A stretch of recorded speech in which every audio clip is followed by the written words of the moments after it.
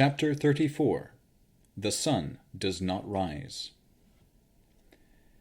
Rowan's mother was standing in the wood, frozen in place, transfixed by a spell. Metis rushed upon the helpless elf and wrapped her in a strong arm. He whispered something in Sariel's ear, then sank his fangs deep into her neck. But he did not drink. Instead, with his jaw still clenched, he threw his head back, ripping open her throat. A crimson cascade spilled down Sariel's chest. Metis spat out a mouthful of blood. Where she had been completely stiff a moment ago, now the elf maiden's body fell limp into the vampire's embrace. Her lip quivered, perhaps a twitch, perhaps one last attempt to speak. But then the spark of life faded from her eyes. Metis fell to his knees, weeping bitterly, still clutching Sariel's lifeless body. A few paces behind him, Strahd and Rahadin stood in silence, watching. After a few minutes, Strahd stepped forward. Putting a hand on Metis' shoulder, he said, "At last you have obeyed me, but I am afraid it is 40 years too late. I should execute you now for your disloyalty.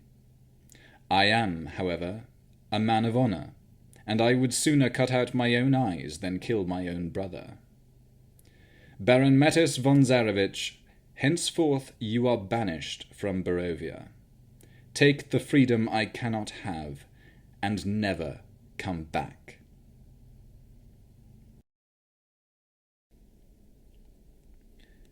Castle Ravenloft came into view. Rowan soared through the sky as a giant owl, and wondered if she could save more than one person tonight. If Navarra had found the hiding places of the skull and the tome, maybe she would know where her father was too. Henry crouched low on Rowan's back, and Casimir, now a small barn owl, flew beside her. Rowan was proud of Casimir's quick accomplishment, learning how to polymorph into a bird. There on the north tower was a figure in a black dress. Rowan sighed, relieved. It was Navarra. Rowan circled the tower, scanning for enemies or any signs of a trap. But there was no one to be seen except Navarra, standing beside the dragon skull. Rowan landed, and Henry slid from her back. The warlock ran to him, and they embraced. "Oh, Henry, you're here! You're alive!" "You're alive," Henry said, hugging her. "We've got you now, Navarra. It's going to be all right." When they pulled away, Henry took out a shard of mirror and held it up to her. She had a reflection. "Just needed to make sure," he said, stashing the mirror away. Rowan stepped forward. "Here's Whiskers," Henry said. "Her powers have grown." "Rowan, look at you," Navarra said. "You're huge." She hugged the great bird around the neck, burying her face in feathers. Rowan put a wing around her friend. "Casimir's here too," Henry said, pointing to the small owl. "Remember him?" Navarra nodded. "He looks different than before." Both owls bobbed their heads. "I can't believe it," Henry said, running his hand along the massive skull. "You did it!" Then he looked at Navarra, hopeful. "Do you have the book, too?" Navarra shook her head and said in a strained voice, "I couldn't. We need to go now." "We will," Henry said. "But first, do you know where the book is?" "Yes, but we can't get it. It's too fortified." "Strahd's gone, right?" "Yes, but we need to go." "Maybe if you explain how it's fortified, we can come up with a plan, and—" "No! We need to go now!" Navarra's voice was urgent, and her eyes were puffy, as though she had been crying. And her neck. Navarra's neck was black and blue with multiple bite marks. Rowan put aside her hopes of finding her father. They needed to get Navarra away from this place. She stepped over to Henry and nudged him, then pointed with her beak at the warlock's cursed necklace. Henry laid his hands on the collar, praying the same spell he had when treating their werewolf wounds. The collar's clasp broke, and it fell away into Henry's hand. Then he took a note from his pocket and tucked it in the pendant's chain. "You're free," Henry said to Navarra. Then he touched her neck and healed the bite marks as much as he could. There remained a few faint scars. "Now, can you at least tell us where the book is? We're so close. If we could just—" "We have to get out!" Navarra grabbed Henry's arm with trembling hands. There was a scurrying noise coming from below. It was rising up the tower all around them. Rowan squawked angrily at Henry, urging him to leave. Suddenly, a vampire crawled over the battlement and struck at Henry with its claws. Navarra cried out as another vampire scaled the wall and lunged at Henry. The knight blocked both attacks with his shield, but more vampires were climbing up the tower every moment. They were surrounded. Rowan recognized one of the vampires as Strahd's consort, Escher. "Navarra, quick!" Escher said, running toward her. "Get behind me!" But Rowan got to her first. She grabbed Navarra with her beak and lifted the elf onto her back. Then she snatched the skull with her talons and flew upward, knocking two vampires aside with her wings as she took off. The little owl slipped and dodged, then followed close behind. Rowan screeched at Henry, who was now warding off three vampires with his shield. He tossed the necklace to the ground, then expanded his wings and shot into the sky like an arrow. Rowan gave one last glance at the tower, and her keen owl eyes glimpsed Henry's note on the necklace. It read, "This is your fault, Strahd." As they flew away, Escher shouted after them, "Don't worry, Navarra! We'll rescue you!" When they reached Casimir's house in the woods, Elvir and Irina came out to greet them. Navarra slid off Rowan's back and looked around warily. Herkomoid, seeing his master, flew off Irina's shoulder and into Navarra's arms, sniffing her face and wagging his long scaly tail. Navarra held him tight and showered him with thankful tears. "Navarra," Irina said, hugging her and the dragon together. "I'm so glad you're back. We've been so worried about you." Rowan transformed into an elf and clasped Navarra on the shoulder. "You did it, Navarra. You survived. And you single-handedly did this." She gestured to the dragon skull. Elvir and Irina congratulated the warlock with cheers and clapping. Casimir turned back into an elf and exclaimed, "This calls for a toast. Everyone, come inside." He opened the door to his home. It was a small, mossy hut nestled in between 4 trees. Casimir had built it years ago, weaving protection spells into the foundations and into the surrounding glen. No one would be able to scry on them here, and no one else knew about it, not even his Vistani masters. Casimir had brought them to his meager abode after their excursion to Argynvostolt. "This is Casimir's sanctum," Rowan told Navarra, and they all went in. The single room was small for 6 people, with a table, a bench, a hammock, and a few dried herbs hanging from the rafters. Casimir got out a bottle of wine, popped the cork, and poured everyone a drink. "This is an old vintage," Elvir said, swirling and sniffing the wine in his wooden mug. "I never thought I would have such a crowd to share it with," said Casimir. Then he lifted his glass. "To Navarra!" "To Navarra!" the others toasted. They drank, and Henry began recounting to Irina and Elvir how they had escaped the tower. Rowan sipped the wine, then looked over at Navarra. The warlock was staring out the room's only window with a dazed expression. She had not touched her wine. "Navarra," said Irina, who was sitting on the bench beside her. "Are you all right?" "I'm very tired," Navarra said. Irina set down her mug. "Everyone, I think we should all get some sleep. It's been a long day." "Of course," Henry said. Navarra, you must be exhausted. Here." He got up off the hammock and offered it to the warlock. "Tomorrow, we'll look forward to hearing how you did it. How you stole the skull from right under Strahd's nose." Rowan and the others set bedrolls on the floor and settled down to sleep. At daybreak, they would leave again for Argynvostolt. Rowan woke up feeling well rested, but she was very thirsty. She looked out the window and noticed it was still dark. Maybe she had time to turn into a wolf and go hunting before the others awoke. She thought of a juicy rabbit and licked her lips, just imagining the taste of its blood. She walked to the door, careful not to step on anyone, and went outside. "You're finally up," Casimir said, standing a few yards away from the hut. Rowan started. "Finally? It isn't even twilight yet." "Dawn should have come hours ago." "What do you mean?" He looked up through a gap in the trees. "I know the skies, and those stars haven't moved since we went to sleep." Rowan looked up. The moon was still high. A raven lit on the ground in front of them and turned into Elvir. "You're right, Casimir," Elvir said. "The sun hasn't risen. It's the same everywhere." "Hasn't risen? How could this happen?"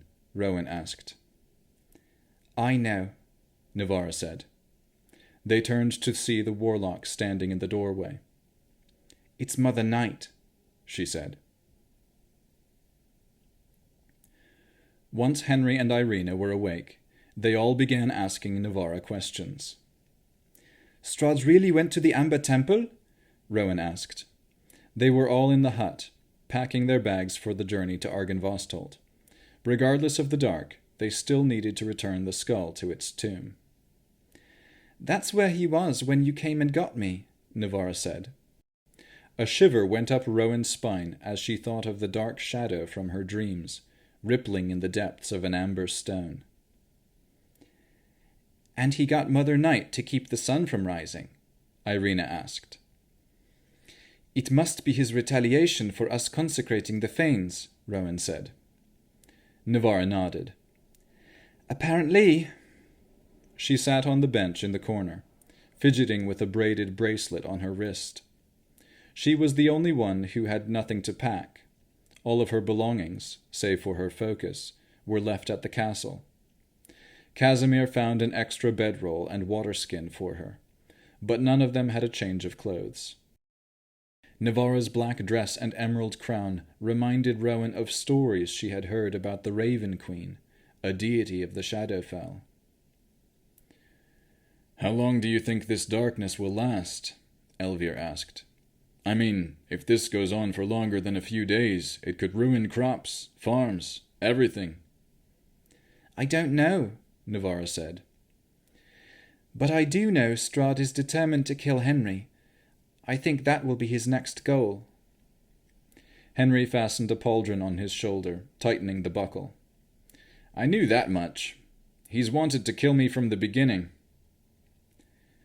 "That may be," said Casimir. "But before he was only toying with you.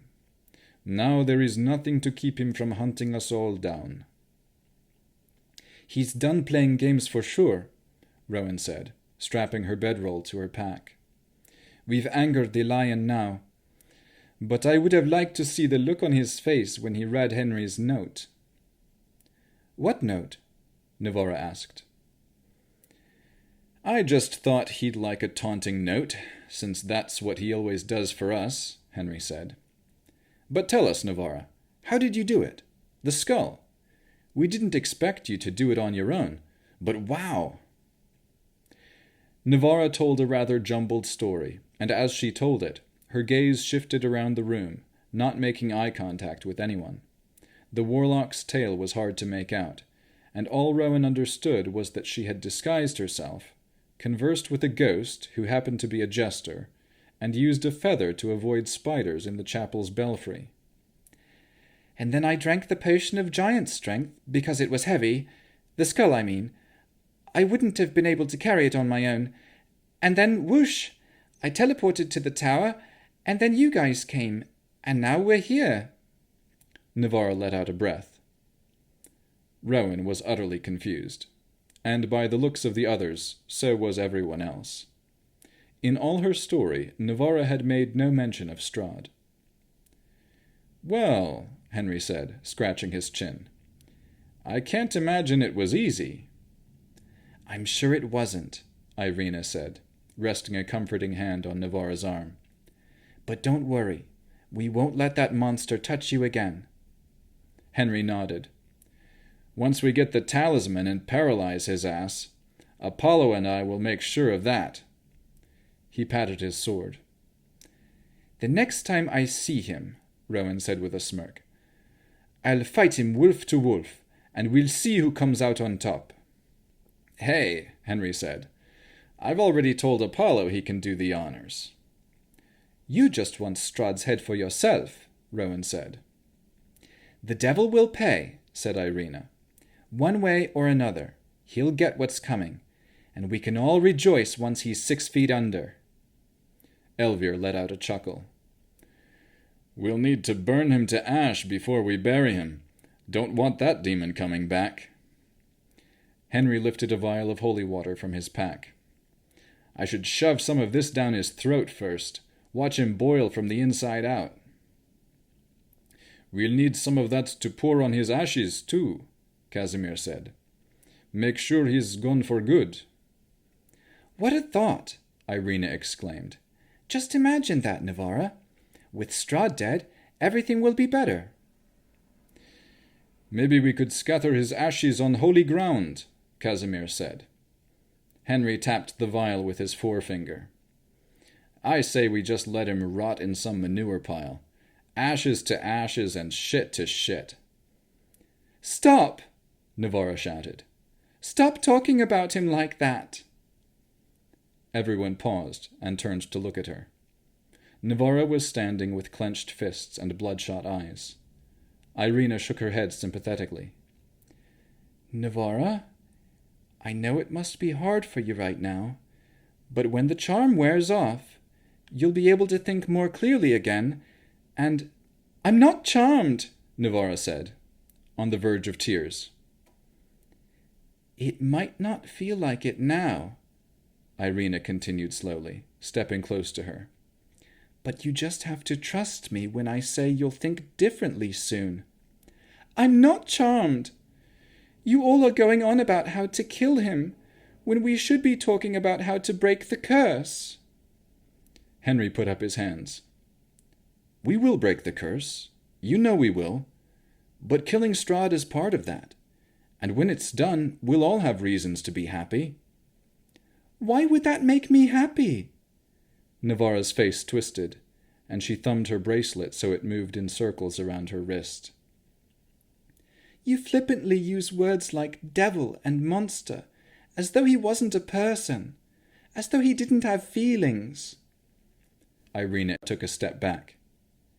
"How can you say that? He abducted you. You, of all people, should know he's a monster. There's nothing good about him." "That's not true." Navarra shook her head. Irina's brow furrowed, her face hard as flint. "Look at what he's done to you." She gestured to Navarra's scarred neck. "You know he's abusive. He's manipulative. He's a killer. Remember what he's done? He has Rowan's father locked in a dungeon. He murdered my brother, and his own. He massacred the Dusk Elves. That's why there are no elf women. Rowan's the last. All because of him. Don't believe whatever lies he told you." Navarra clamped her eyes shut.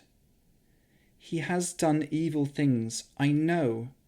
Her voice trembled. Then she looked at Irina. "But there's still a part of him that just wants to be loved." Irina shook her head in disgust. "I can't believe what I'm hearing right now, and I will not stand for it." Then she turned and stormed out the door. "Irina!" Henry ran after her, and the door slammed shut behind him. "Irina, wait!" "I can't take that shit!" Irina shouted. Please, Henry's voice said. Don't blame Navarra. Who knows what hell she's been through? It's Strahd. He's warped her mind. It's sick. It's so sick. I know, and I think... The voices faded as Henry and Irina walked away from the hut. Rowan looked at Navarra, who had her back turned to the room. She was staring out the window. Navarra? Rowan asked. I'll just be outside, Elvir said, backing out of the hut and closing the door gently behind him. Casimir sat at the table. His hands were divvying out dried foods, but his eyes were attentive and fixed on the warlock. Would you like to tell me what happened? Rowan asked her. She thought of her mother's easy demeanor and calming presence. They were not skills Rowan had inherited, but she pictured Sariel in her mind and tried to emulate them now. I don't want to upset you, Navarra said, still playing with her bracelet. You won't? Rowan said. Something's wrong with me. I know. Does it have to do with that crown or bracelet you're wearing? Rowan asked. Strahd had already given Navarra one piece of cursed jewelry. Perhaps these were influencing her mind somehow. They're not magical, if that's what you're thinking, Navarra said, turning to face Rowan. Could I see them? I promise I'll give them back if they're not enchanted. Navarra slipped the bracelet off her hand and took the crown from her head, giving them both to Rowan. Rowan had a special spell to identify magical objects, one that could confirm if they were bewitched in any way. She waved her hands over the items and said the incantation. Navarra bit her lip and looked away. When the spell was done, Rowan handed the items back to her. I told you, Navarra said, sitting down on the bench. I almost wish they were enchanted. Then everyone would still think well of me. We do still think well of you, Rowan said, sitting beside her. We just need to know what happened so we can help you. Please, tell me. Navarra looked over at Casimir. You can trust him as you do me, Rowan said. Remember back in Vallaki? Navarra asked. When you didn't want us to know you were a Dhampir because you were afraid of what we might think. I remember. Rowan would never forget. Navarra's eyes, usually the vibrant green of spring, showed no sign of that season's lusty glow, like a once flourishing tree that had weathered a great storm and was now only broken branches and torn leaves. I'm not a Dhampir, Navarra said. I can only guess at how you felt. But now I understand why people keep secrets. Some pain would be too great to bear if brought to light.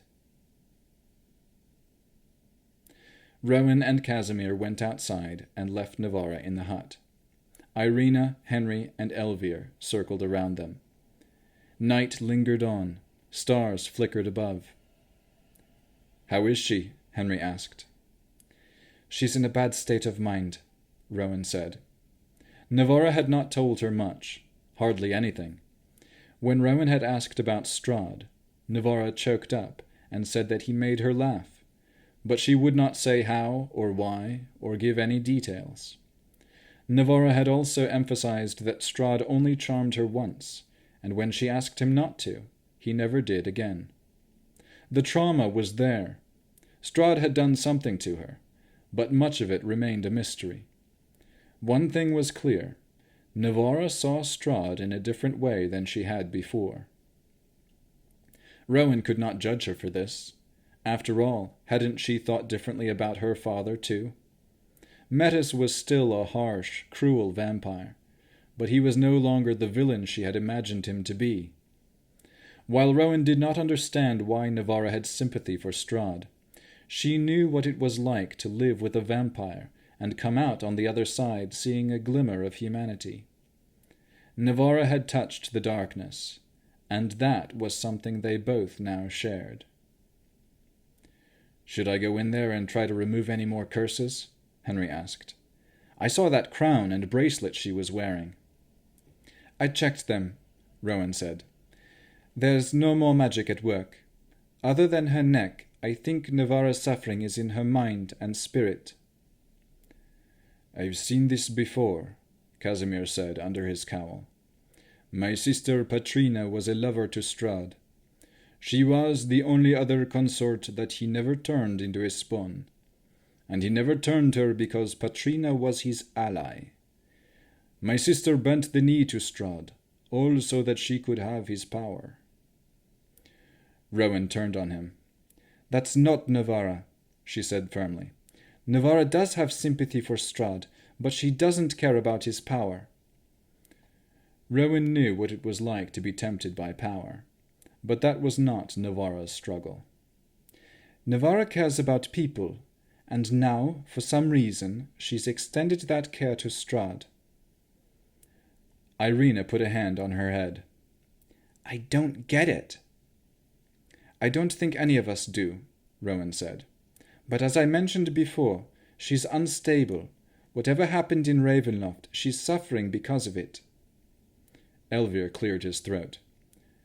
I wasn't going to say this, but seeing how things are, I think you all should know. When I went to the castle before the rescue, Navarra was acting strange, almost drunk. I don't think she fully realized what she was doing. Then I saw the bite marks. I can only imagine what Strahd put her through. It would be enough to make anyone go mad. There was also a drawing in her journal. It was a picture of her and Strahd together, in the nude. Henry looked at the ground. Casimir and Irina stood perfectly still. Rowan shuffled her feet, trying to connect the disjointed pieces of Navarra's tale. "We shouldn't go to Argynvostolt," Henry said, breaking the silence. "At least not yet. We need to take Navarra to Gostamir." When they went back into the hut and asked Navarra if she would like to go to the Woodfane to see her patron, she leaped out of her seat and wept tears of joy. They all left the sanctuary of Casimir's home, knowing that Strahd could scry on them at any moment. But they had little choice and headed for the windmill. They traveled off-road as much as possible, and did not meet any foes along the way. When the circle of stones came into view, they saw a figure standing there with open arms. Gostamir was waiting.